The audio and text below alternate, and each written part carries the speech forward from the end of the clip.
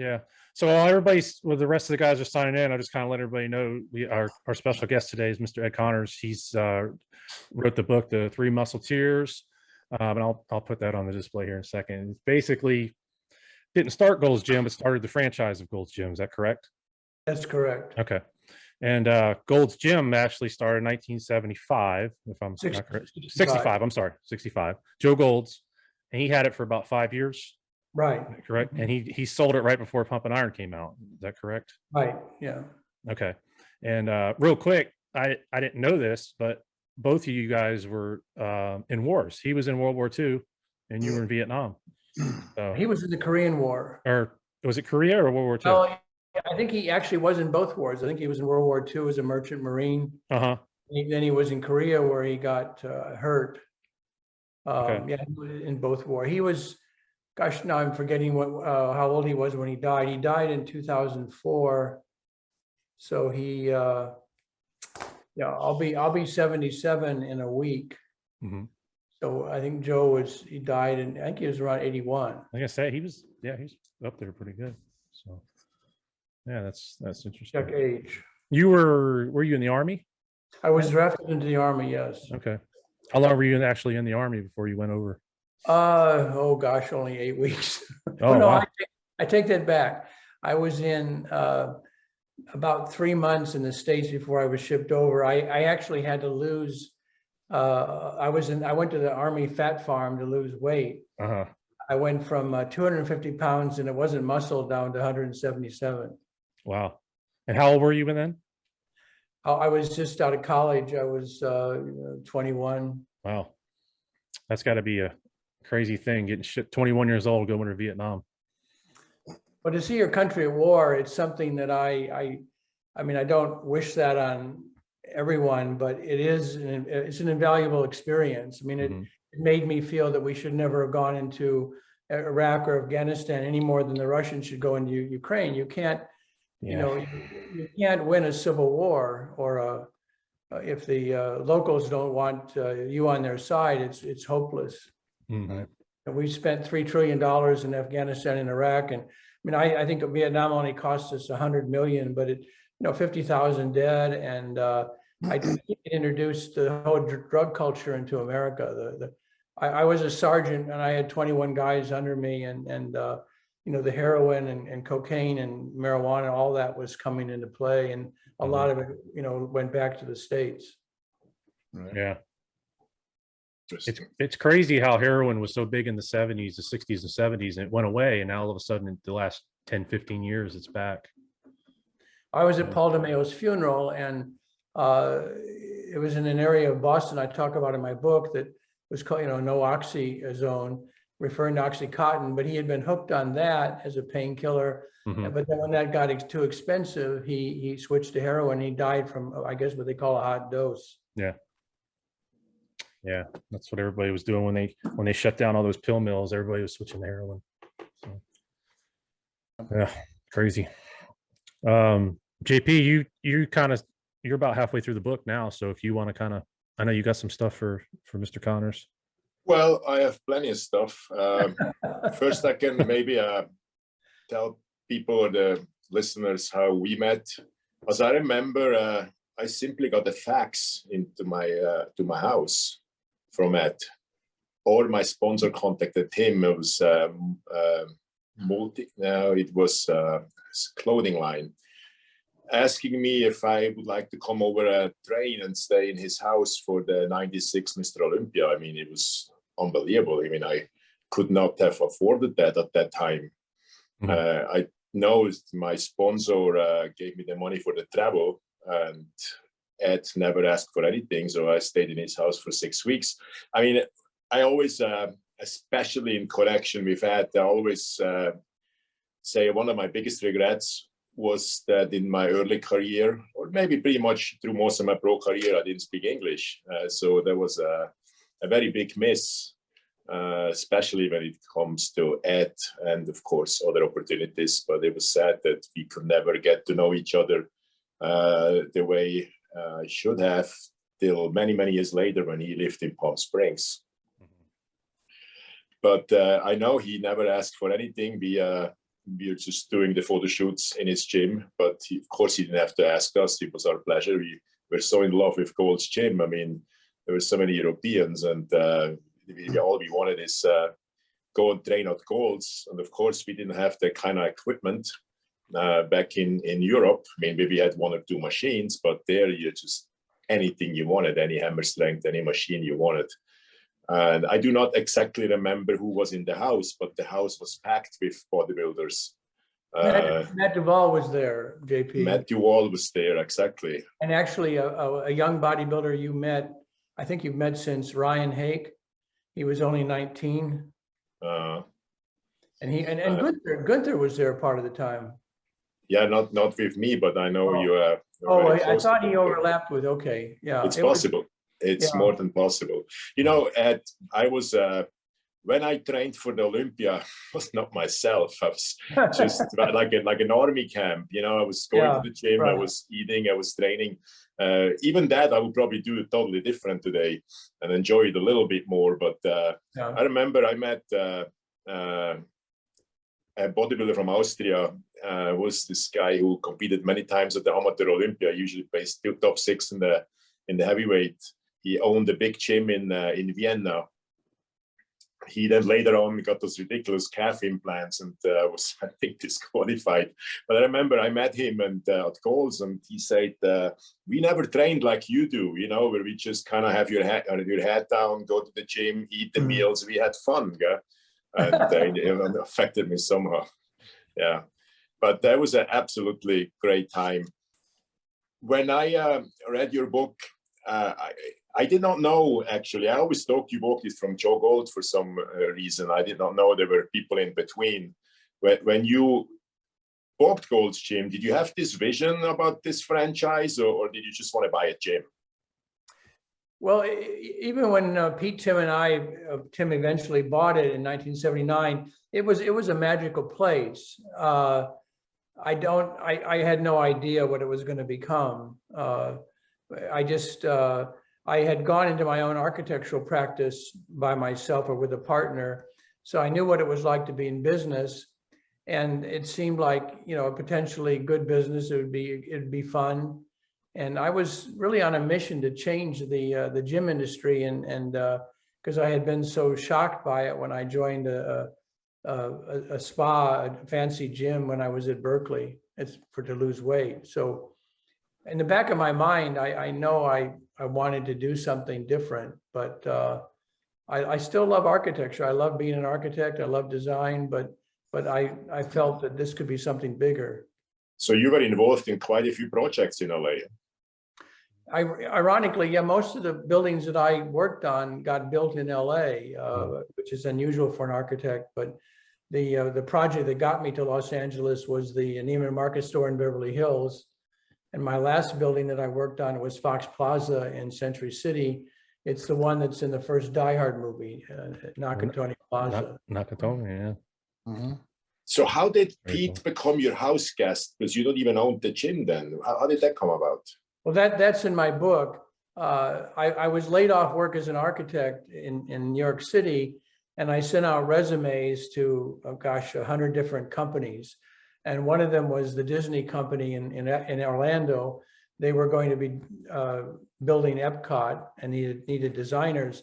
So while I was down there, I went over to Orange Avenue Gym, and I met Pete Grimkowski. You know, he was the biggest guy I'd ever seen. And I said, God, you know, I just came from a job interview in LA, and I went down to Gold's Gym. You know, you should be out there because you'd be the biggest guy in the gym, at least at the time that I was there. And he said, oh, I'd love to go, but I'm going through a divorce. I'd have no money. I don't even have a car. So I said, well, if I get that job, if I take the job in LA, which I was leaning to because I hated the weather in Orlando, I'll send you a plane ticket and you can stay with me, and, you know, we'll go from there. So I did that. I sent him a $186 plane ticket one way. And he came out, stayed with me for a while. He won the Mr. World. And then a few years later, he called me up and said, Ed, Gold's Gym is for sale. Are you interested in being involved? And I thought I was going to be one of, you know, dozens of shareholders. It turned out it was just me, Pete, and another person named Denny Doyle. We bought the gym for $100,000, $50,000 cash, and the rest was a loan I took out from a bank. So the bank had no problem giving you that money for a gym? Well, I had my architectural income, Mm. which was enough to make them, comfortable. I mean, I actually, Denny or Pete had no real regular job, so I think it was on the strength of my financial. And actually, at the time, well, I was in escrow to buy a house, so they had that to lean to. Yeah. And also what I didn't know, so it was not the facility Gold's is now, there was another facility first. Right, it was on 2nd Street. There's a picture of it on the part 1 of my book. It's kind of an iconic picture of me with a couple dozen gym members in front of the 2nd Street location. It was 50 by 90 feet, so it's 4,500 square feet. So it's slightly bigger than the original Gold's Gym, the one that's in Pumping Iron. And to my surprise, you had a very famous landlord. Yes, right. Yeah. Yeah, amazing, right? To read later on that your landlord was being prosecuted for murder. Is Robert Blake still alive? Yes, he's still alive. Yeah. Wow. He disappeared. Yeah, Well, you sure did. Yeah. Well, he was probably damaged goods because the jury later, a civil jury awarded him,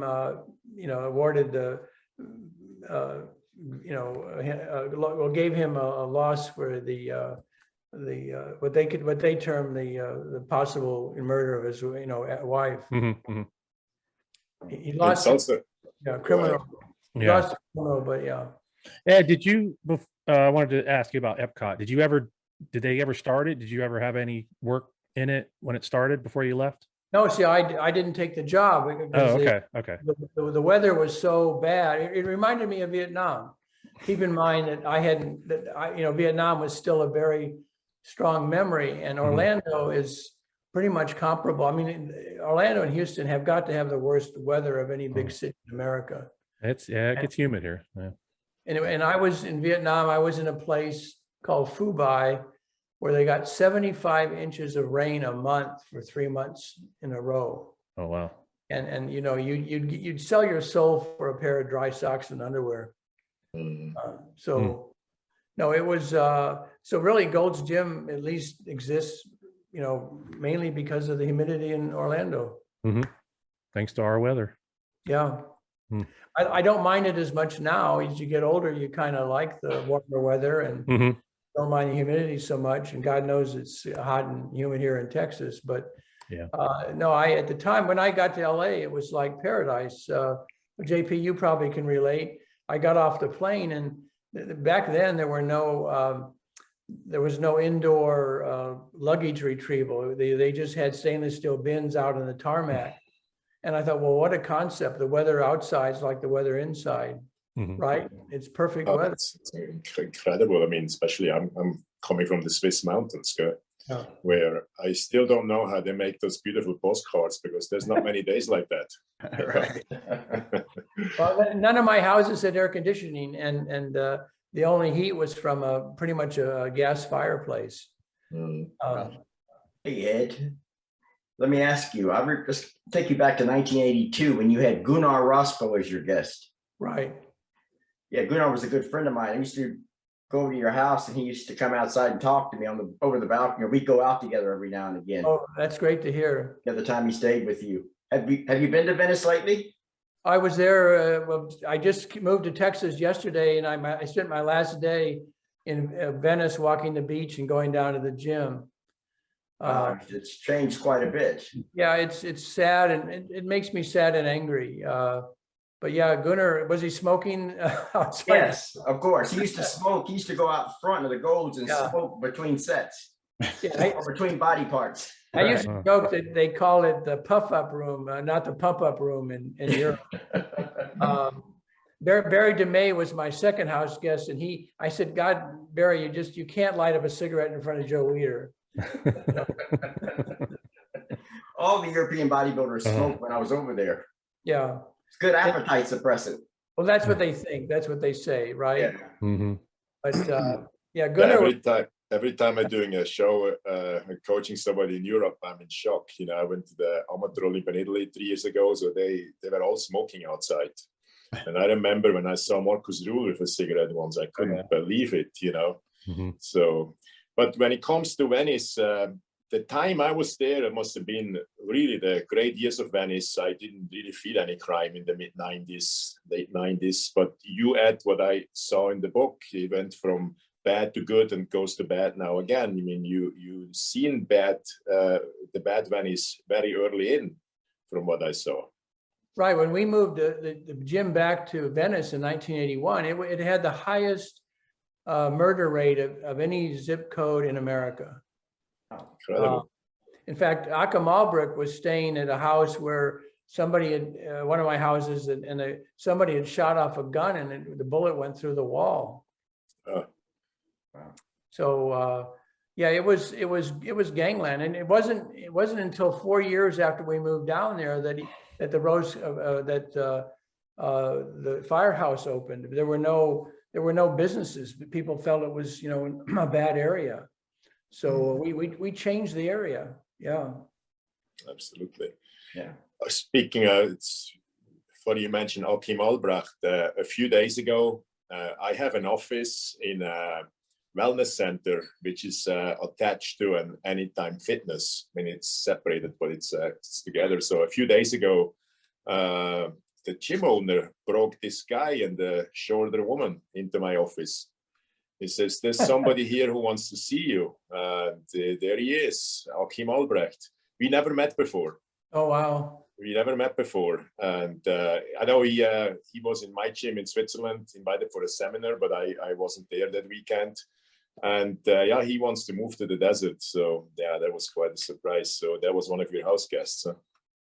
He stayed in my house with Mike Matarazzo in 1991. Wow. And they were a great pair because you know, Achim taught Mike certain things and Mike taught Achim certain things. So it was, I love it. I mean, I call in my book, I say my house was really kind of a guru house because the guys learned from each other. But of course you, JP, you had the issue of your language. Yes. Which, and I mentioned that in my book, and sadly, there are a lot of great foreign house guests who would have, I think, gone on to incredible stardom had they been able to speak English. You fortunately, well, you know, you tried to learn, and you did. Well, Gunther Schlierkamp, he couldn't speak any English either, and he stayed in one of my bedrooms that had a TV in it, and after 5 months, he got very good. Yeah. Well, I had no intention back then of staying in the United States. You know, I remember I used to talk to Nestor, and he said, "I cannot believe you're up there in the snow doing your own thing, and you think it's cool," you know. So that came later. Well, I must say, of all my house guests from Europe, you were the one I thought was least likely ever to settle here because I thought you didn't like it or you missed it. I didn't. I mean, I liked the gym, I liked your house, I liked the firehouse, but unfortunately, I was so focused on in a narrow way that I just didn't get the United States. You know, I was a typical Swiss guy with a lot of negative thoughts in my head. You know, first thing when I drove from out of the airport, I seen trash on the side of the street. I couldn't freaking believe it. I've never seen such a thing. In Switzerland, you can't find any trash. But later on, I came to prep for a show and got injured. So I stayed anyway for 4 weeks and then couldn't train. I couldn't really prep for the show. So I rented the car and drove from San Diego, LA to San Diego, and then all the way up to San Francisco on the Pacific Highway there. And I fell in love immediately. I mean, the people are so warm. And I went back and said, well, we're moving to the United States. Although my career kind of was on the downslope already, kind of, but I fell in love then when I started to open up a little bit. But you were very philosophical, JP, about your career ending. I love what you said. You told me one day that, you know, perhaps that injury in a way saved your life. Oh, absolutely. 100%. Yeah. So, yeah, absolutely. That's it's amazing when I see you had over 500 house guests. And what happened to them? I mean, it's from extreme stardom to probably homelessness, death, prison. I mean, you had it all. I mean, it's just incredible the variety of people staying in your house.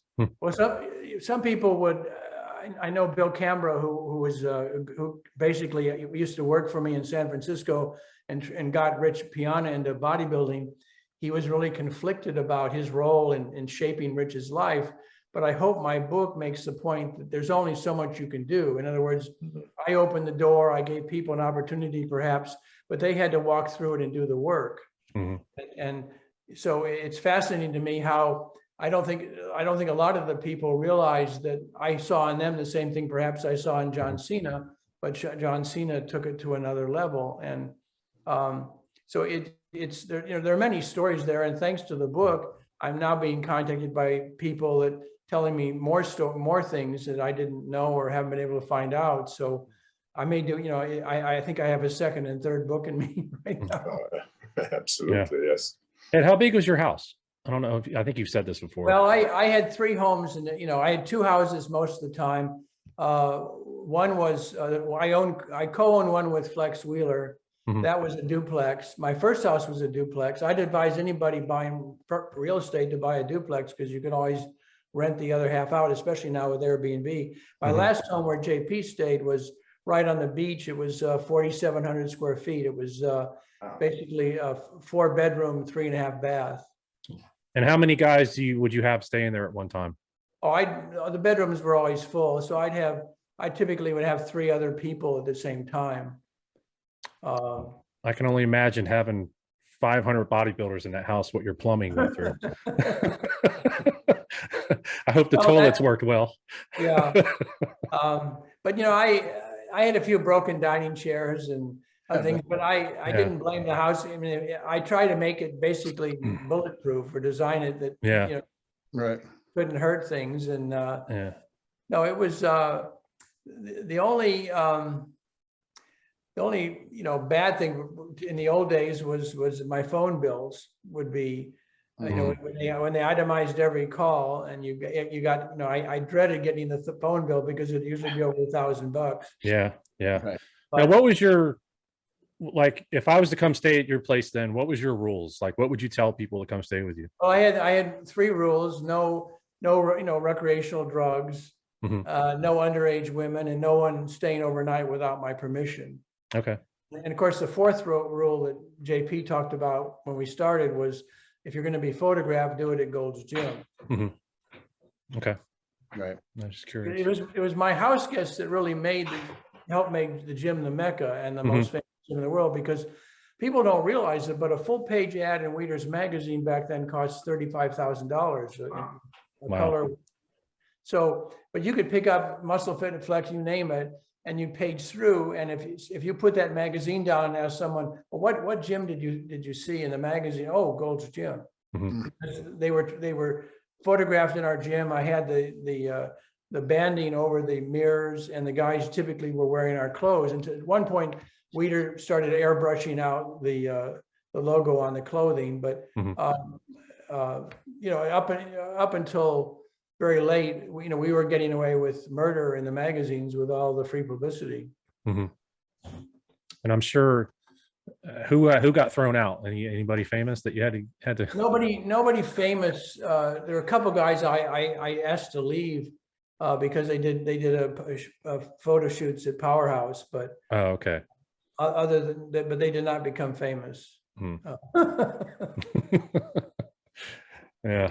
They were just dumb, I guess. But I also got angry at the photographers because the photographers knew better. Yeah. I didn't touch on it yet in the book. I'm sure it will follow. But you mentioned it to me before, how important your clothing line was, because I remember you've seen this in movies. That logo was pretty much a really, really big part of Gold's Gym. Who designed that? Well, I designed the new man. The old man was designed by Rick Drayson, who died a few years ago. And Rick Drayson also designed the World Gym logo. But I wanted to update the Gold's Gym man and make him more contemporary, because we were trying to get, you know, we didn't want to be just we didn't want to be stereotyped just for bodybuilders. And so we called the old guy Mickey, and the new guy we called Oscar. So he was like a statue. And I think it worked. And the round logo, I'm very proud of. I think it's a very powerful logo. So you always had a great relationship with Joe Weider, I assume. Well, it started, as I mentioned in the book, it started out kind of bad with Pete. But Joe was having problems with his remodeling at his home. And so when he found out I was an architect, I met with him, and I probably saw him 2 or 3 times a week at his home for years. So we started with that kind of relationship where I would help him with his house and he would help us with the photo shoots in the gym. But then later on, of course, it got to be, we got to be good friends. And I spent time with him before he died, which was very special. Yeah, he's been dead now quite a few years. A lot of people don't even know who he was, but back then, Joe Weider, and that's the point of my book. I feel Joe Weider and his magazines, along with Arnold and Gold's Gym, transformed the culture regarding fitness and working out. Because you guys aren't old enough to remember, but there was a time, and I talk about in my book, when weightlifting wasn't done for any of the major sports, baseball, basketball, and football. They did not have weight rooms. Mm-hmm. But it was University of Nebraska, Boyd Epley, who I knew, who got it started, at the University of Nebraska, which became famous for their strength program. In fact, they had steroids on the training table, Wow. Which they got in trouble for later on. But no, the Nebraska, ironically, the state I'm from, was way ahead of the curve in terms of weightlifting for football.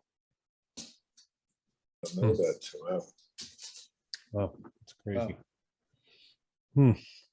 Now there was, how many gyms do they have? Because it got up to about 700 at one time, right? How many do they have now? When they have 680 now. Is it okay? So when we sold in 2004, there were 704 Gold's Gyms worldwide.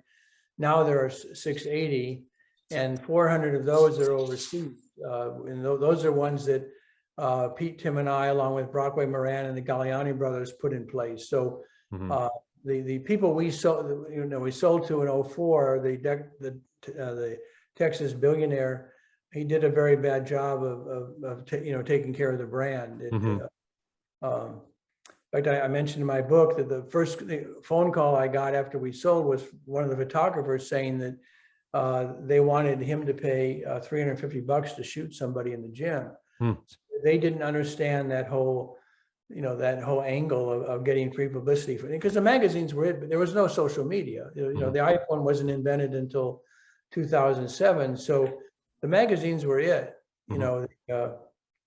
I found that the average issue of Muscle and Fitness was read by 7 million people because it was shared. You read it over and over, right? Yeah, I remember. You said you never had to pay anybody to wear the shirt or in any films or Incredible. When Gold's Gym, after you sold it, when it kind of started to go down a little bit, did you ever think of buying it back? Actually, yeah, I made many attempts over the years. In fact, I was with a group of people trying to buy it back. I don't talk about this in my book, maybe I should have, but I was with a group of people in 2002. I'm sorry, in 20. Anyway, a few years ago, I was with a group that was offering 185 million to buy it back, and they ended up going in bankruptcy last year and got 100 million for it from the new owners from Germany. So had they taken the offer that my group wanted, they would have been 85 million ahead. But of course, to a billionaire, that's just chump change. Yeah. Did you keep any of the gyms? Yes, I had involvement in 6 former Gold's Gyms, but they raised the franchise fees so much that I changed the name to Blue Moon Fitness. They're in Nebraska. Yeah, you still own them now? I'm involved. Yeah, they're even we have a saying in America, even if you come once in a blue moon, it's worth it, or once in a blue moon. And so they're a low cost gym, so people keep their membership and hopefully come in and out during the year when they want to go to a gym. So it's the new owner basically quintupled the license fee, the franchise fee. Is that what happened in Vegas? Is that why the Golds left there? Yeah, that happened in Vegas. They're now called EOS Fitness. They're charging what the fast food companies charge for use of the name, but we're not McDonald's. I mean, we don't do all the stuff that McDonald's or Taco Bell or you name it for their franchises.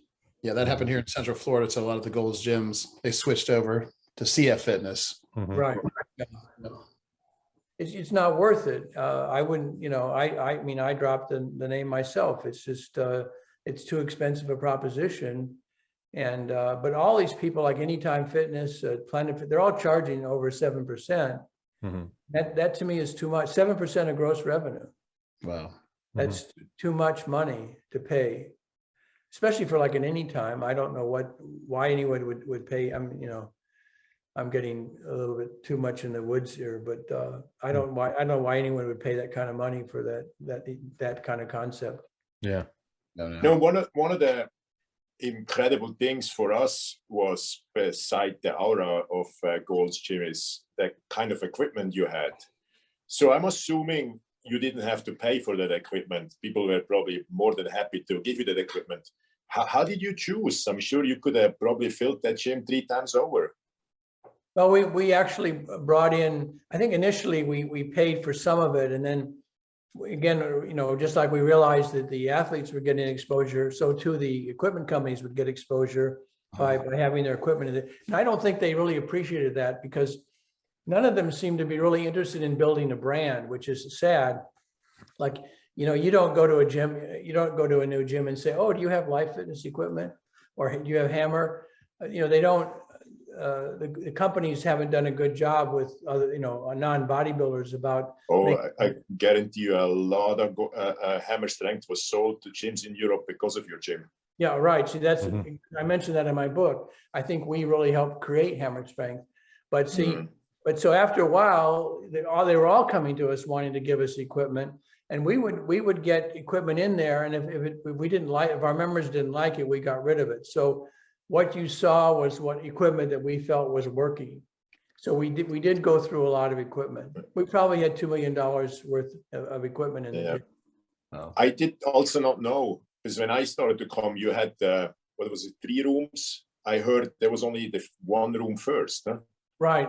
Yeah. When I was working for Charles Eames Architects down the street, a very famous American designer. And I saw the building 2 blocks down the street that was for lease, so 1 bay of a 4-bay warehouse. And so that was about 9,700 square feet, so double the size of the gym in Santa Monica. So we evolved over time. That was my Pete Timms and my great fortune, was that we were able to expand the gym over time, because this is an era when the gym business was changing.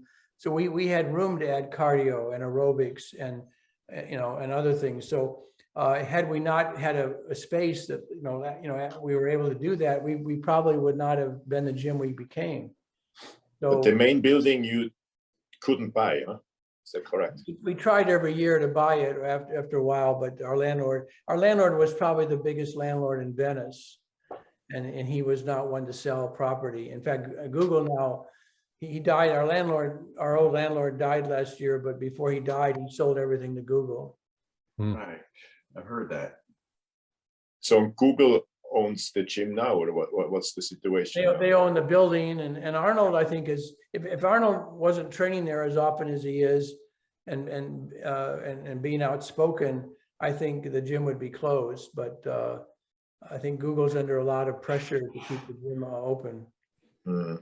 Thank God. I mean, not that I'm still going there. It just became very pricey to even do a single workout there. Yeah. How much did you say a day rate was, JP? 45, I believe, last time I was there. Wow. Yeah, they raised it $5. It was 40 back when I was training there. My wife and I. They wanted 40 per single workout. Wow. So basically almost $100 for just you and your wife or whoever. Yeah. The gym membership right now is $100 a month. Well, that's not too bad. Yeah. Yeah. But I've seen there's a lot of homeless in the back of the building. I mean, I was there 2 days ago, and it I had to walk in the street because there are tents lining the sidewalk, and then you've got all these SUVs lining the street, some with generators going. So I mean, I had feces on my shoes, and I'm sure it wasn't from dogs. Yeah. Mm. Well, I tell you, it looks like a third world country down there. Wow. It really does. Yeah. People don't realize how bad it is. They It's think, that bad. yeah. Well, it's more than just homeless. They're aggressive, and I would say drugs are have pretty much saturated the whole scene there, where they need major help. And it's I mean, I met with the new owners last fall and suggested that they move the gym, and I had a couple places in mind, but they didn't seem to have any interest. They're nice people. They're very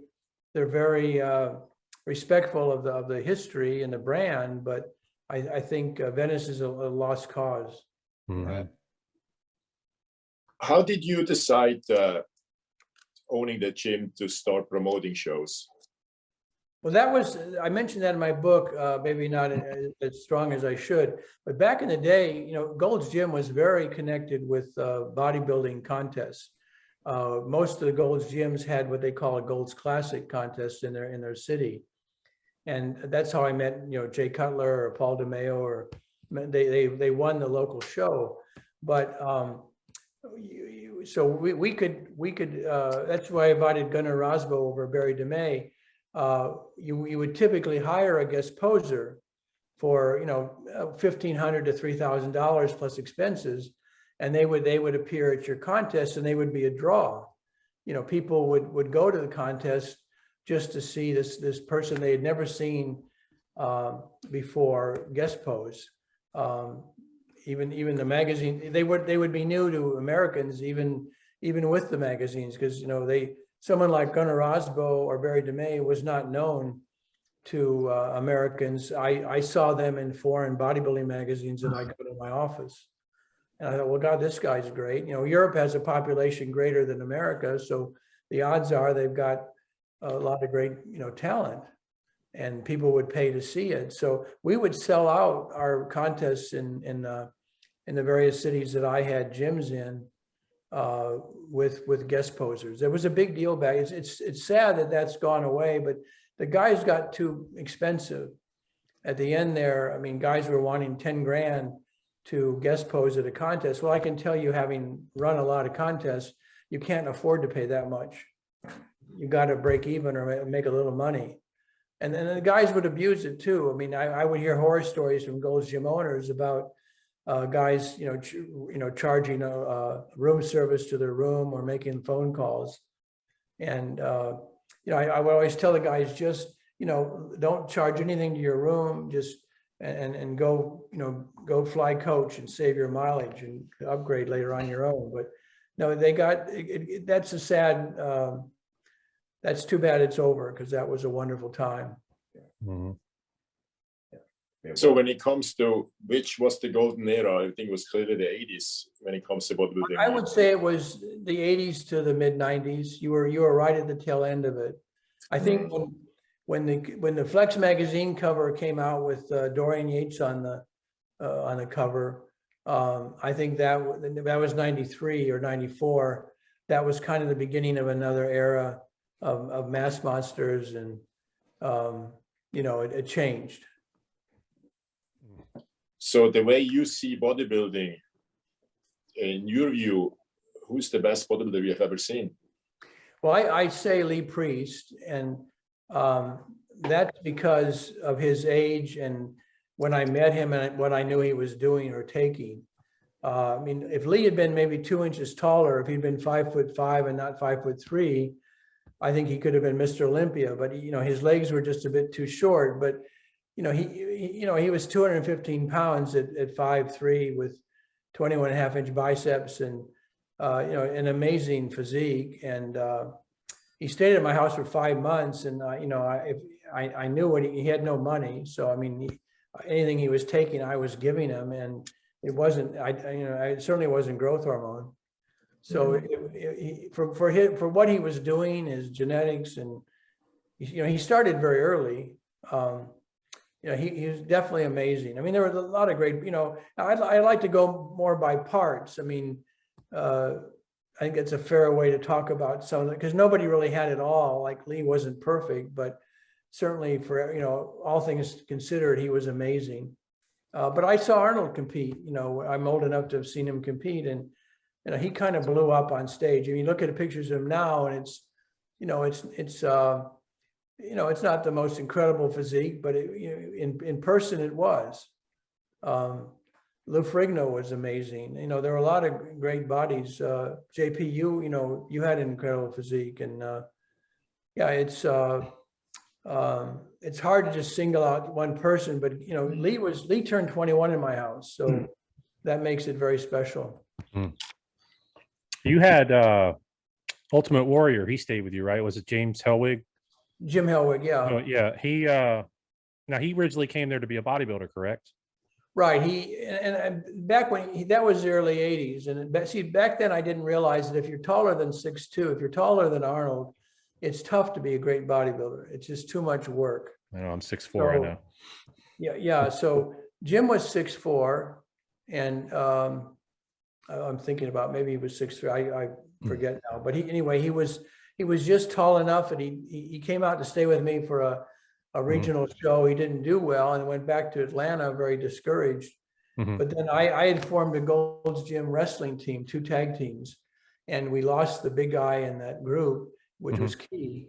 So I called him up and I said, "Are you interested in pursuing wrestling?" He says, "Well, I'm not making much money as a chiropractor. Sure, I'll come out and do it." So he teamed up with my manager of my gym in Northridge, Steve Gordon, who became Sting. Yeah. Yep. And they went on the road. So no, he was intense. What you see on TV is pretty much what you got in person. Yeah. I'd met him a couple times. I'm a big. I think Sting is still wrestling. I think he's with TNA. Actually, I just got a request for someone to get some free passes to a wrestling match he's doing in July in somewhere back east. Yeah, he's is it TNA or it's one of those other organizations? I can't remember what. I can't keep track anymore. Yeah. I just can't believe he's still doing it. But God bless him. He still looks good. Yeah, he was 6'2", but compared to a lot of the wrestlers, I mean, I knew when I met Cena I knew Vince McMahon had tried to buy Gold's Gym at one point, so I got kind of involved in the wrestling world, and I told him I was shocked at how out of shape a lot of his wrestlers were, that he needed better built guys. And so I would send him people, and that, I guess, Ian Harrison was one of them, but I got eventually, 24 guys into pro wrestling. Yeah. You're just in time, Ian, talking about wrestling. Oh. Hi, Ed. How are you, sir? Hi, Ian. I remember you on the balcony of my first house in Venice at age 19, right? Yes, I remember it well. You were I was hoping you would stay in America, but you were missing home at that age, right? Yes.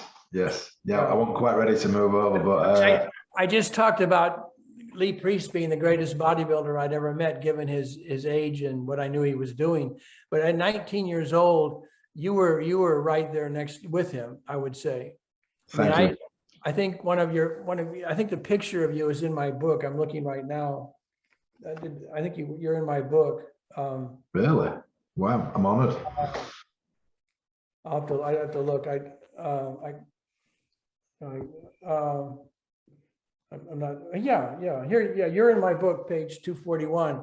A picture, you autographed for me. But look at that physique at age 19. I mean, that's at your height, that's pretty amazing. Because I was just saying before you came on that I would not encourage anybody to pursue competitive bodybuilding if they were over 6'2". Like Roland Kickinshire came to me and I said, you should get into acting or wrestling. And he became a great actor. And there were, and Jim Hellwig was too tall for that bodybuilding, the Ultimate Warrior. But yeah, you, for your height and back then, you were amazing. You were up there with Lee Priest. Thank you, sir. I really appreciate it. I've got nothing but fond memories of Golds and you, and how welcoming you were to me. And you've influenced an awful lot of people, Ed. Well, I guess that's the wonderful thing about looking back now at your life. You can't do a do-over. It's too late to start to be anything, so that was one joy of writing the book is back in January of 2021, I started making a list of all the people chronologically, which I had never done. And I thought, oh my God, for 25 years, I picked most of the winners. Yeah, absolutely. Yeah. I think everybody that I know from the business back in the day has had some interaction with you. JP, when me and JP were talking, I mean, nothing but great memories, and you helped a lot of us out. So it was a magical time. And I would see things in people that other people couldn't seem to see. Or I mentioned in my book, I felt like the Wizard of Oz because I would give guys that badge of courage.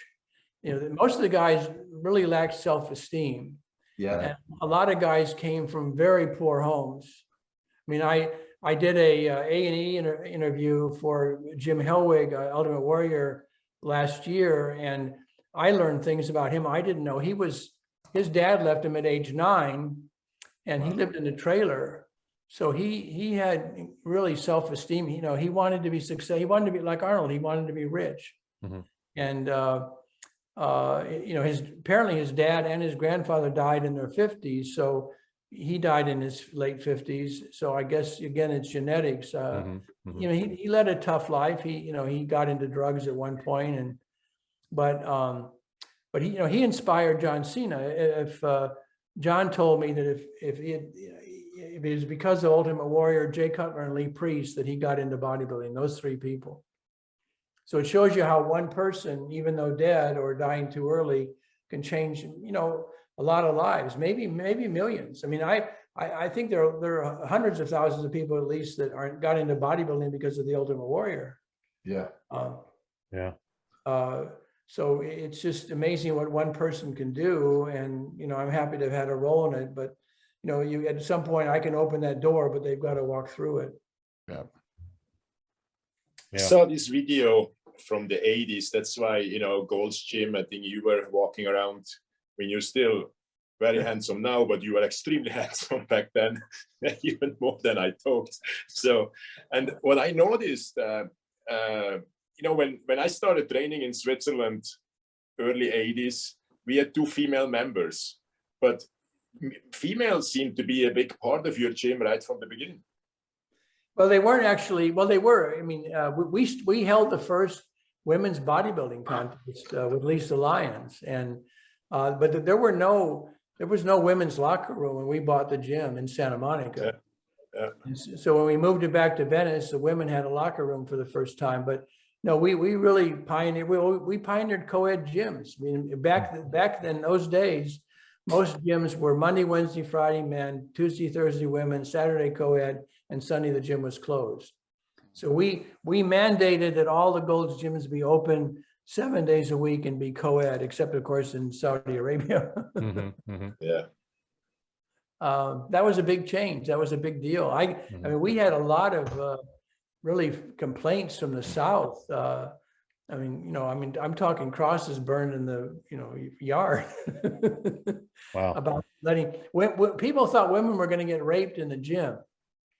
And I honestly don't remember ever a problem. I think our posing room got used a few times for things other than posing, but I don't remember any women getting attacked in the gym. Oh my God, the posing room, that was another thing for us Europeans. We could not believe that there's a posing room in a gym.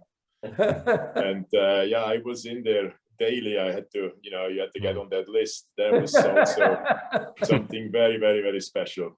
You remind me of that list. I mean, it was amazing, the demand, and it was amazing what a big deal it was. And it's fun. Yeah. Yeah, I think most of us bodybuilders, other than having a little mirror in our hand, never seen our backs like that, you know? Yeah, yeah. Mhm. So, yeah. And actually, yeah, it could be amazing. Yeah, it was. Mm. In fact, John Cena did our first TV commercial when he was working the front counter. He comes out of the posing room and slips. And the one woman turns to the other woman on the bike and says, "Poser." One thing I remembered, Ed, from when I first came there, I was young. I think 19 when I first came. I just won the Junior Mr. Universe. Was Billy Smith. Yeah. Billy Smith, and I was in. I don't know if you know, but I'm running a bodybuilding federation called the PCA. That's out of England now. I'm aware of it. I went up to Baltimore, Maryland, a few months ago, and I met a guy called Bobby Lutz, who now owns a gym called Exile Gym in Baltimore, and he worked with Billy. He grew up with Billy apparently, Right. And he worked with Billy, and was it the interim? Intrafit. Intrafit, that's it. And he kind of brought it all back to me because he was talking about Billy. And then whenever I think of Billy, I think of you because you brought me up to meet Billy and talk to Billy when I was 19. Well, Billy's one of those guys that I was saying earlier, won a Gold's Gym local contest, a Gold's Classic. And at the same time, American Gladiators was casting for contestants or athletes to fight the contestants they had on the show. So I invited Billy out for the tryouts, and he stayed at my house and got the bid. So and later on, he became really a key employee. You know, he died tragically last year. He had gone in for a double knee surgery and got an infection in the hospital. But Wow. I think there's a picture of him in the book too with Jim Quinn, but they were partners. And I met with his his former wife, Kathy Sasson. She's in my book as well. But yeah, he was intense. Again, there's another example of he grew up with alcoholic parents, not just his dad, but his mother. Right. And his brother was diabetic. So because of that, he got very smart very early about nutrition. And he was he was a brilliant, you look at him and think, oh, there's just a meathead, a dummy. Mm-hmm. But he was brilliant. He was really an amazing person. And, it's sad that he's gone, but God, he was incredible. We had so many wonderful employees like him. You didn't just change people's lives. I think you changed the whole culture. I mean, you think about the people that you helped out, John Cena, Jim Hellwig, people that were known worldwide. I mean, they weren't just, you didn't just change their lives, you changed the whole culture you changed the world in it. That was one reason I wanted to write the book, because I do feel that, Joe Weider and the magazines and Arnold and Gold's Gym did help change the culture, because again, working out was not a thing you did. Yeah. And so it was huge. And it's, I mean, back in the, think about it, Arnold Schwarzenegger had to go from Graz, Austria, Austria's second largest city, to Venice, California to get a workout in 1968. And now in any one of your hometowns, there's probably half a dozen choices, a mile or two, right? Mm-hmm. Mm-hmm. At least before, I mean, a third of the gyms in America haven't reopened after COVID, but at one point before COVID, there were gyms all over the place. Yep. I don't know if those days when I first met you will ever be duplicated. I think the world's changed, the sport's changed a lot. Yeah. Hmm. Ed, you sold the gyms. You sold in '99. Well, I sold the first time in '99, and then Pete, Tim, and I stayed on as shareholders, and I was on the board. I worked for the company for a while. Go ahead. Yeah, we were really involved for 25 years. Do you kind of regret selling it, or do you think you made the right decision? No, not at all, because we were getting. I thought that the buyers could take it to another level, and for a while they were doing a good job. I wish they had gone public with the company. Mm-hmm. But owning something for 25 years is a lot of work. Pete Grabowski had bypass surgery a year after we sold, and I had bypass surgery in in 08. So, you know, you can't, at some point you got to let go and hope the next group take it to another. I mean, 25 years is, No, that's a is- long time. it is a long time. Yeah. Mhm. I don't know if you know, Ed, but I had 6 bypasses about 18 months ago. Oh, I didn't know that. Yeah. Yeah.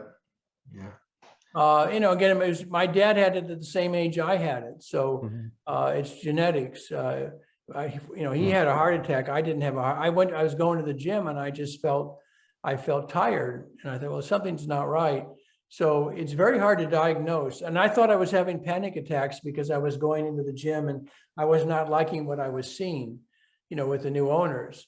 So every time I did that, I would take an aspirin, which in hindsight changed, you know, saved my life because that thinned blood enough. That and some red wine every night. So I'm very loyal to aspirin and red wine. So yeah, it's not, you know, they say it's like an elephant sitting in your chest. I did not feel that. Yeah. I just felt tired. So On that subject, Ed, and you know, we talk about this a lot about, obviously you hear about the deaths and stuff like that. Were you seeing that a lot in the 80s and 90s like you are now, or is it just because it's you can see it more now? No, but see, because there weren't the evils. The only evil back then, which unfortunately I didn't talk about in my book, were the diuretics. Okay. People were dying from that. That's a no-brainer. I mean, pregnant women were dying from taking Lasix. So that should have been a red flag. But I think, as I say in my book, I think it was the advent of growth hormone, a lot of growth hormone, that basically, and synthol. Synthol probably killed 6 of my former house guests. Really? And I didn't even know some of them were doing it. I'll only name Nasser, but I mean, I saw pictures of him on autopsy, and it's clear that, you know, he died from, I asked the doctor, I said, how did he die? And he said, well, you can't inject impure fluids into your body and not expect trouble. So as far as I know, you know, synthol didn't exist back then, or massive amounts of GH. I mean, Cedric McMillan just died, and I mean, I'm going out on a limb here, but my guess is he had an enlarged heart. Yeah. From GH. Yeah. Do you think Rich Piana had that same thing with the synthol and all that? Yeah, I would, you know, he led life to the full. He was one of my best friends, actually. And I kind of was advising him in his business. And honestly, of all the people that are gone, he was, because he really, I mean, he led, it's like I say about Hellwig, or Hellwig told me, you know, some people will die never having lived. And that won't be Rich Piana. No, he was definitely, he was out. I mean, I saw him work like no one I've ever seen work. And I loved his personality. You know, God knows what he died from, but it wasn't really, I don't think you can't say it was steroids even. I mean, I don't know one person to whom I can attribute their death from steroids. And in fact, I have friends who now I've known for over half their lives. They look incredible, and they've never stopped taking testosterone. So, you know, it can be the fountain of youth for some. Yeah. I'm not advocating. Unfortunately, I'm going to have to go, but I wanted to come on even for a brief time and just say hi, Ed. Great speaking to you. You'll find your picture in my book, Ian. Yeah, I need to get myself a copy. That's what I need to do. Thank you so much, Ed. Pleasure speaking to you again. See you, Ian. Bye, guys. Sorry, I have to leave. Bye-bye. All right. Yeah, like Jason mentioned, we talk about the deaths a lot. We also have a fantastic doctor on, Jason Schottel, from time to time, and we went through all the autopsies. And I kind of agree with you, but I think it's probably the adding on the GH to the massive amount of steroids makes your heart grow.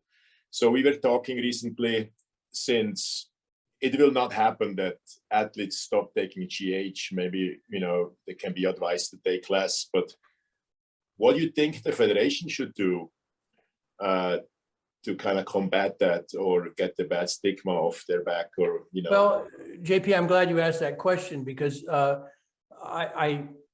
Lee Priest, in his book, which is really a nice read, he blames the judges, and I agree with him. I think the judges are rewarding this look, which is dangerous and unhealthy. Let me just, you know, again, I'm an architect. I focus a lot on measurements.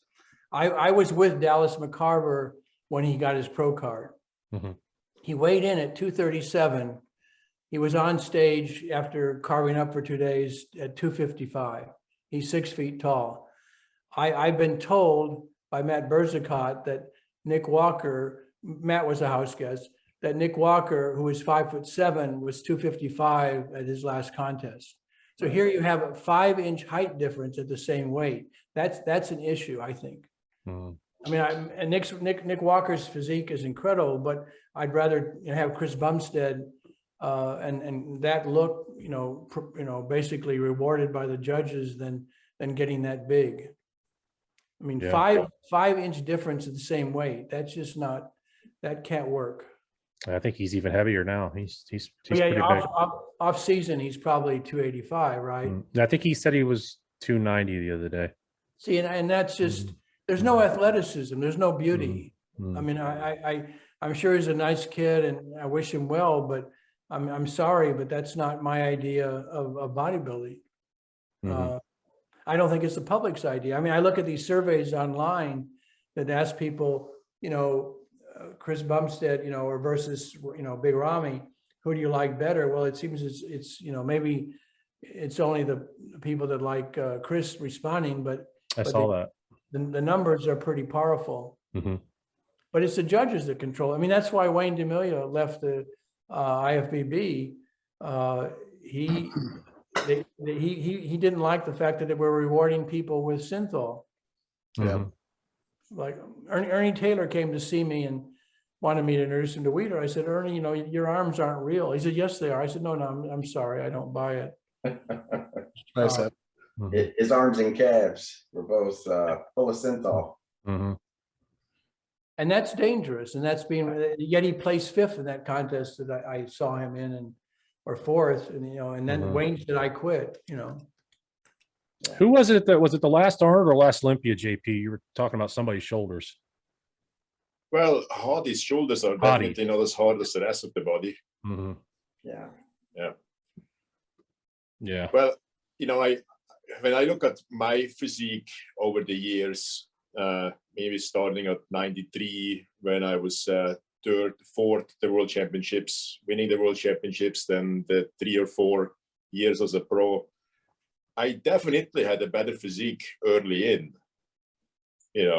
It's just, that's how I looked at it. Was I'm not going to ever have those round, beautiful muscle bellies like a Kevin or a Sean. And Dorian is winning. So if I want to have any shot to that with the genetics I have, I have to go that route. If it was right or wrong, that's more than questionable now. But that would just support Ed's, how Ed see it. The judges pretty much control where this sport will go, and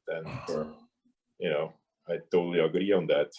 Well, I would have that argument with Weider when he was alive, obviously.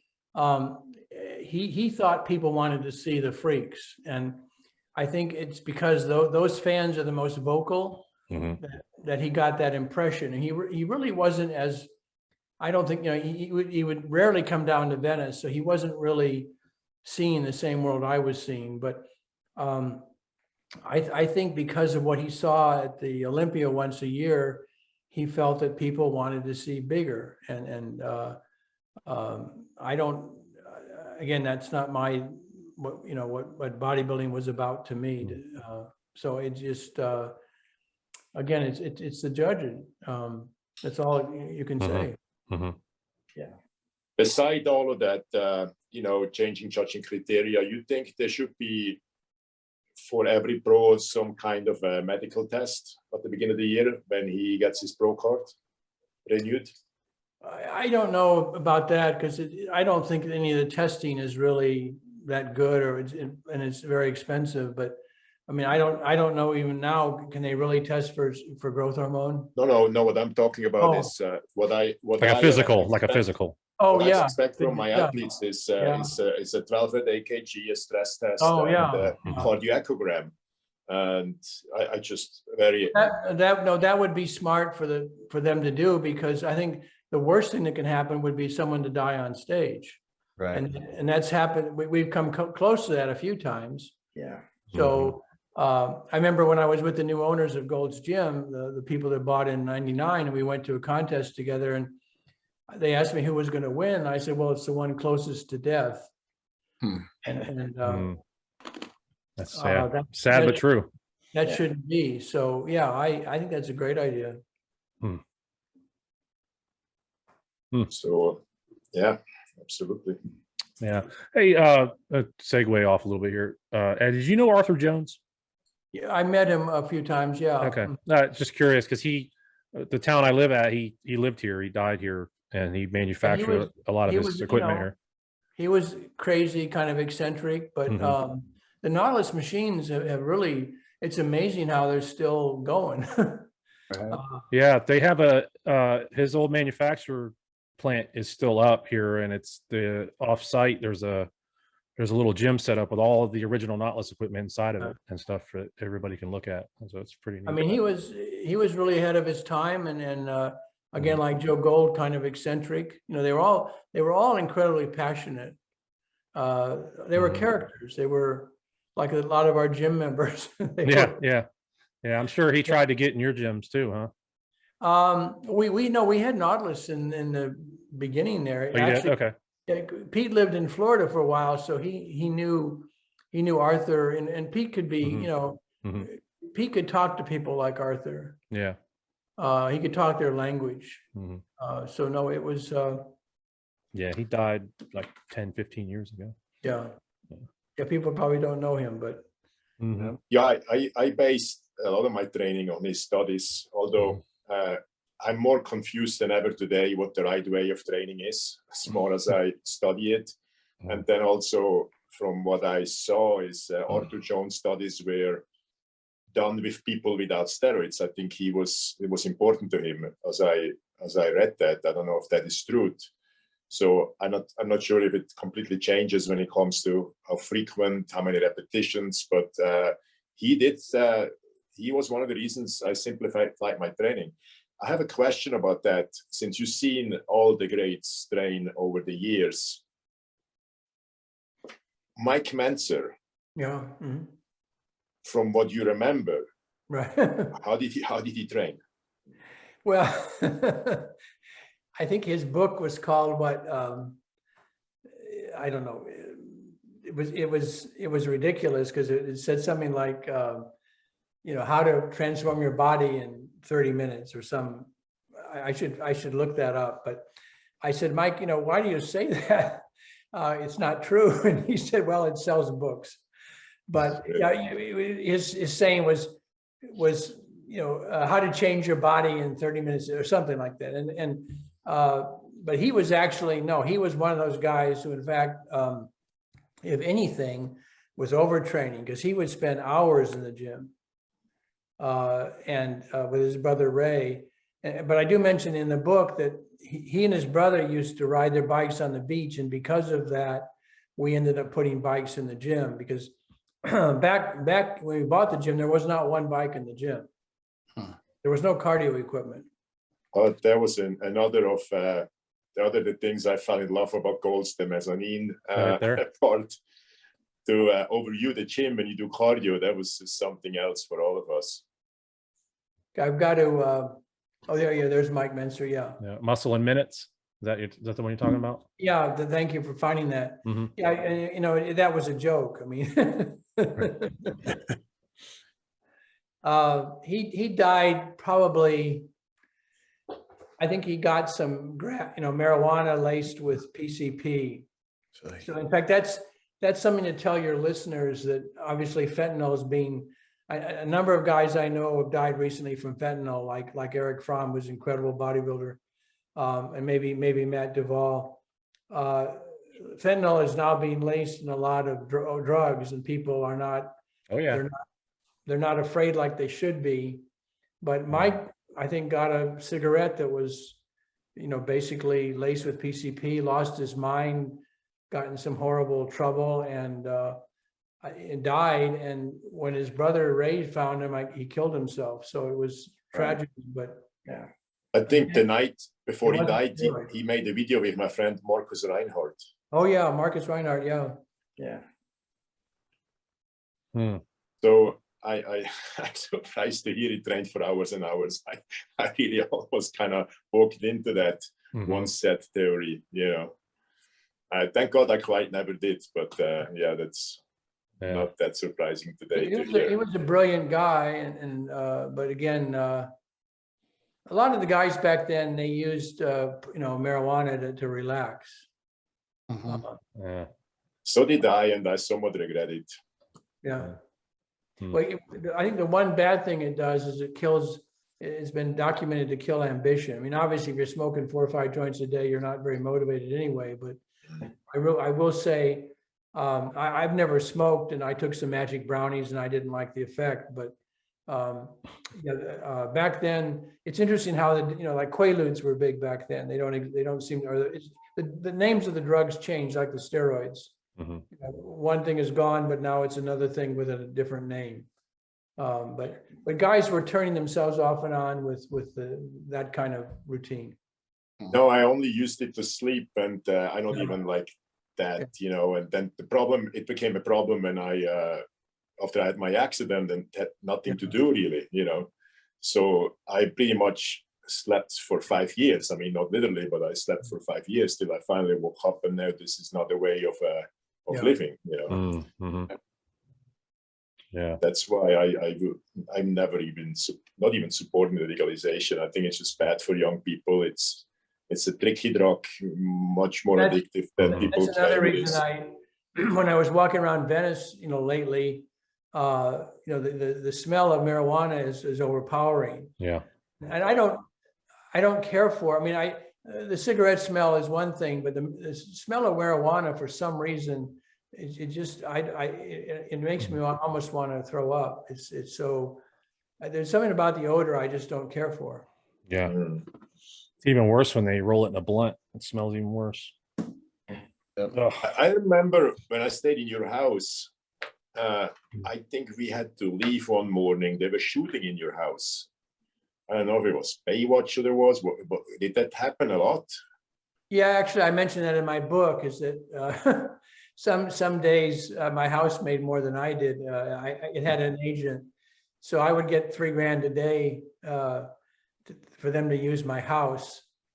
So yeah, I think I would go away to Europe, or, you know, just to see gyms over there when that happened. And I would, you know, obviously then I had to have deadlines for my house guests, but I couldn't I didn't mind them shooting in my house. It was all part of, you know, you're encouraged, if you live in LA, to be very kind to film crews, because it keeps a lot of people working.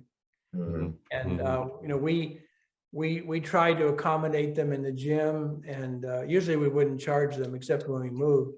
But for my house, yeah, it was amazing what they would do to it. Did not the film company pay for the move pretty much? They did, yeah. Those rates that we got, the movie company paid us, a TV show really, that paid for our move. That was you know, finishing the gym and getting moved. So it was you know, only in LA, right? Yeah, absolutely. Crazy. Speaking of shooting, that Victor Richards story, do you ever hear much about that? Well, yeah, I do. And actually, it's kind of an amazing story, because I mean, he says I'm lying, he's going to sue and all that, but it wasn't even me. This is amazing. I was involved in 37 Gold's gyms at one point. Some of them, like, but what are the odds that 3 of my partners' managers would evict Richards without them each talking to each other? So in other words, the manager in Venice, you know, suspended Victor Richards' membership. My partner in the Gold's Gym in Seattle suspended it for some incident. And then John Lloyd, who was Boston Lloyd's father, my first employee and the owner of the Gold's Gym in Northridge, he basically suspended Victor Richards permanently, because Victor apparently went out in the parking lot after a dispute and brought in a gun, and it went off in the gym, and the bullet lodged in the cash register. So it wasn't me telling this story.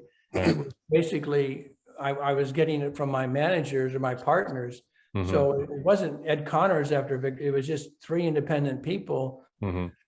with this incident report. And you guys know that, once someone does something like that, if Victor were to come in again and shoot somebody in the gym, we would be liable because we would have prior knowledge. It's one thing if you go into the gym and you punch somebody out and that's your first time, like Craig Titus did occasionally. But once he does it again or a third time, then it's all over because you have prior knowledge. Right. Right. Hmm. So there were a fair share of fights in the gym, huh? Was I?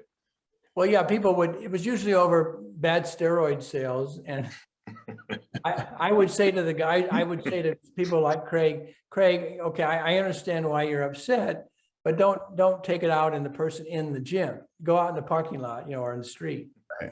Yeah, there were, we didn't have that many, but we had to take action because again, we wanted to be a safer place. Yeah. Yeah. Yeah. I'm just curious about that. I don't know if you remember, I think one of the very first conversations my girlfriend and I tried to have with you, my girlfriend said to me that she feels bad. She's cooking all this food and she wants to make some food for you. Oh. So you told us that how much you make an hour. I never heard that man making this much money when I was this young, and that it's not really worth it for you to come home to eat with us, So it would be worth it for me to come home and eat with you if it was all prepared. But back then I was, I figured I was making like $300 an hour. So if I went to a store and bought groceries and then cooked it and then cleaned up, that was a very expensive meal. But you could eat out in LA back then for, under $20 a person and have a very nice meal. And see, that's where I learned a lot about what was going on in the gym, because I would, John Cena says, Ed, you can't believe how much I learned from you just having dinner, a few nights that we did. I mean, I'd come back from a 10-hour, 12-hour day at the office and say, who's hungry? And we'd get in the car and go eat somewhere. But because but when I moved out to Rancho Mirage, JP, when you saw me, I barbecued every night. I love cooking. Then I could do it, but I couldn't justify it back. And of course, in Venice, with the houses 6 feet apart, I didn't want to smoke out my neighbors. So I'd never barbecued in Venice, and I miss that. I love barbecuing. Yeah, you can do that a lot in Florida with the heat. Yeah. So you moved yesterday, what I heard, what you said. Yes, I left LA. I have to go back at some point because to do the audio book. So what exactly, other than the problems we talked about in LA, made you move to Texas? I don't think the big cities in America are not coming back very well from COVID. In other words, you imagine I lived in LA 28 years and I'm going back to see things that I have fond memories of. They're gone. And every other storefront is, closed or for leased, or, business is gone. I mean, it's really, you realize that, the good times, you were so fortunate to have lived through that. Like JP, there's more going on in Palm Springs, I'm sure, than in LA right now. It's pretty crazy here now. Yeah. They're going to have to redesign the roads, or, there's a lot of stuff planned here. I don't know if you heard, we're getting even a hockey team. I must say, of all the places I lived, I loved Palm Desert, Rancho Mirage a lot. And ultimately I may go out there, but I'm working on a new gym concept, and I'm hoping my book will help me launch that. Anything you can tell us about that? Well, I could send you my pitch deck, but it's basically, it's using virtual training, virtual reality. It's not your kind of gym, but I believe it's the future. It's for millennials and the 80% of Americans that don't work out on a regular basis. Ryan DeLuca, who owned bodybuilding.com, has a virtual reality machine that Tony Robbins was so impressed with, he bought one. So I think, new gadgets like that are potentially going to change the whole fitness world. I mean, again, it changes the one constant. Look how far, Gold's Gym, went in 25 years. Yeah. But on the other hand, these smaller private training gyms, I think, are also, it's like back to the future. If you're a gym owner, if you want to do it, I've been consulting with a few people, if you want to do a gym, now actually is a great time because, between 4,000 and 8,000 square feet, you can do a hell of a gym. You're kind of buying yourself a job, but it's a good job. Mhm. And the rents are coming back to where they were 40 years ago in some places. Mhm. There's a lot of vacant real estate. So Yeah, there is. I see people, and there's a lot of used gym equipment. So what better time to do a small gym and, open yourself to outside trainers and charge rent like we did and service a lot of people. So Mhm. it's very much back to the future in a way. It's funny. I remember when I came to Gold's Gym in Venice the first time, I think there was a little wall with the trainers having their business cards on it. Mhm. You must have had hundreds of trainers. We had, when we sold in 04, we had 125 trainers paying us $425 a month. So that was 60 grand in money that made the gym safer and helped members get results. So Was personal training something was available there from early on? well, actually, it was happening early on. I think it was almost invented there by Body by Jake Steinfeld, and Chris Dickerson also pioneered it. But we didn't charge rent for the first 10 years. But then our front desk got overwhelmed with people calling in to say they were running late for their. This is before smartphones. This is. Mhm. So we had to hire more people. So we said, well, we're going to have to charge rent. So we started at $250 a month. I think the new owners of Gold's are now charging $1,500 a month. Trainer. Is Charles Glass still training there? Yeah, he's still there. He's actually been at the gym longer than me. No. I think Charles started in '83, if I'm not mistaken. That's a good number to know, Phil. Thank you. Yeah, if I'm not mistaken, '83. That was before the term personal trainer was ever used. Right. Mhm. Jake Steinfeld was working at Universal Studios. He was playing the Hulk in their live action show, and the Hollywood stars would come up to and say, well, how do you build your body? And he said, well, I'll show you, just pay me this. And it all started. Yeah. And we started charging rent. I think I have it in my book in 95 so it was about 10 years that we waited to start to pay So rent. your trainers were always totally independent. You never really asked for any. They had to be certified. They had to be, they had to have insurance. They had to be CPR trained, but we didn't, we just wanted rent. We just took EFT, their monthly fee from their checking account. Even in Zurich, because I remember the first time I seen a personal trainer was in the late 90s. Yeah, no, we were way ahead. LA was, I can't honestly say that it started in LA, but it feels like it did. In my book, I think I credit Jake, Steinfeld for that, because we're talking big time money here. He would, if you can imagine this,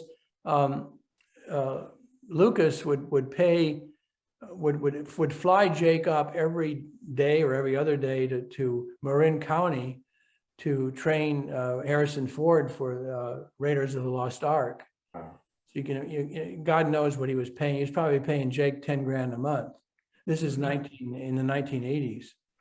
So it became, did you remember Alfred Krautgardner, JP? Oh, absolutely. Yeah. He was getting $8,000 a month to train Tobey Maguire for Spider-Man. Yeah. So it was big business. They were, Brad Is Rowe. Alfred still in LA? No, he moved to Costa Rica. He invited me to come down and see him, so I may do that. But I was seeking out his advice many, many times before when he still lived in Austria. Yeah. He was another very, very brilliant young bodybuilder. Yeah. Yeah, Alfred Krautgardner. Yeah. Yeah. I guest posed for him in Munich once with Angela Langer. Yeah, and Anya Langer was a great gal. Yeah. Yeah. Yeah. Alfred is in is in Costa Rica. Wow, Cool. amazing.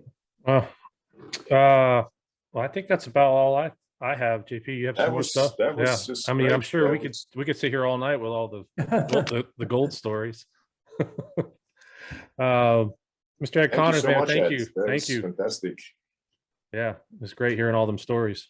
I enjoyed it. I'm glad I didn't lose my voice. So No, we're Fun. glad too. So, yeah, thanks again for coming, and maybe we'll do this again. let me know when it's going to be viewed, right? Are you going to? Yes, I will. I'll send it to you. I have your number. I'll send you a copy, and then, do you get on Instagram much? Yeah, I do. Send it to Facebook and Instagram, and then I'll Okay. put it on my page. Okay. Yeah, I'll send it to you. I should have it probably Saturday.